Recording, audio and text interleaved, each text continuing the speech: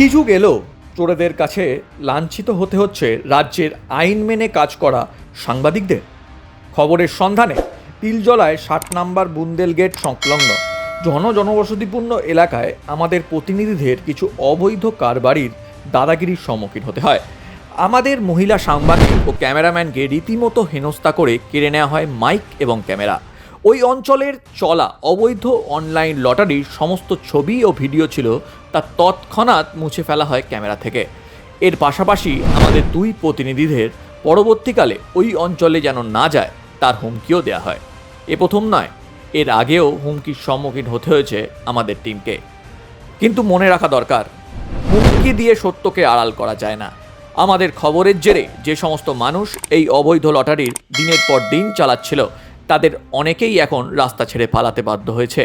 সুতরাং আমাদের আগেও এলাকার দাদাগিরি আটকাতে পারেনি, ভবিষ্যতেও পারবে না। আমরা আমাদের আদম্য ইচ্ছাশক্তিকে হাতিয়ার করে প্রতিনিয়ত আপনাদের সামনে সত্যকে উপস্থাপিত করব। ওই ঘটনার পরিপ্রেক্ষিতে প্রশাসনের ভূমিকা ছিল প্রশংসনীয়।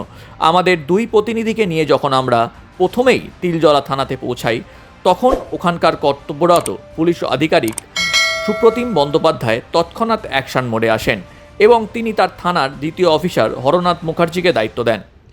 তিলজলা থানার তদারকিতে ঘটনাস্থলের আসল ঠিকানা গড়িয়াহাট থানা এলাকায় চিহ্নিত করা হয়।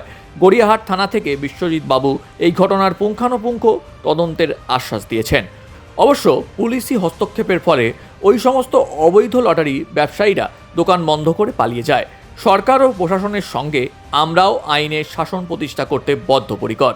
কিন্তু প্রশ্ন এই যে আইনের সাথে লুকোচুরি করা লোকেদের এত সাহস কে যোগায়? কাদের অঙ্গুলি হেলনে এরা রাজ্যের নানান জায়গায় পুলিশ ও সাংবাদিকদের হেনস্থা করে? অবৈধ কারবার করেও এরা কাদের দয়াতে ছাড়া পেয়ে যায়? মনে রাখতে হবে, সব কাহিনীর একটা শেষ আছে। আমরাও অপেক্ষায় থাকলাম। ব্যুরো রিপোর্ট, লটারি সংবাদ।